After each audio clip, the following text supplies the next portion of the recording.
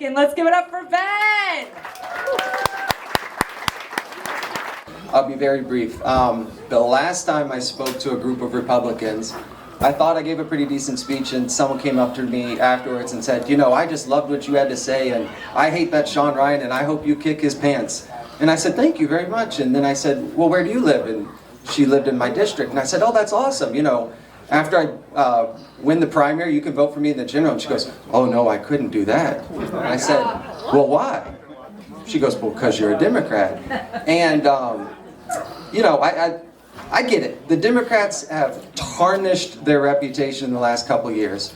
I don't blame people for just blindly saying, you know what, I'm not going to vote for a Democrat. But I always tell people, if the only thing you know about me is that I'm a Democrat, you don't know much about me. Yep. I think it's really, really time that we start doing a little more investigation into our elected leaders to find out if they've got that R, do they stand for what you want them to stand for? If they have that D, are they necessarily horrible people? We've got to start focusing more on the person, stop worrying so much about party affiliation. As Senator Borrello said earlier, don't just pay attention to who's here today.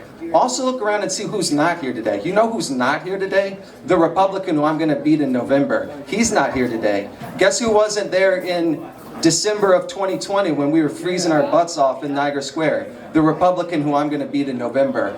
And people ask me, well, you know, I kind of believe what you're saying, but you're a Democrat, and how do I know that when you get to Albany, you're not going to just revert back and you're going to just be a dirty Democrat? Well, here's the deal. Someone who can't be here today, who would absolutely love to be here today, is my wife. The reason my wife can't be here today, she's an ER doctor. She declined the vaccine for personal, medical, and religious reasons, so she can't work in New York anymore. Right now, she's in Florida working. She has to go down there and work 2 weeks out of every month, and then she comes back. We're separated right now. We're going to be separated for another 14 days. She'll come back. We're going to spend about 10 days together. She's going to go right back. If you think for 1 second I'm going to get to Albany and forget about what they did for the last 2 years, you're crazy. It's not going to happen. No one is going to fight harder to get rid of every last mandate. No one's going to fight harder to make sure that they never get reintroduced. So, I know, I'm a Democrat. Y'all are going to have to get over it. You're going to have to start investigating people a little bit better and stop giving everyone a pass just because they're a Republican. You have to insist better from your elected leaders. Investigate, ask questions, find out where they stand on the issues. Thank you all very much for coming out. I appreciate it.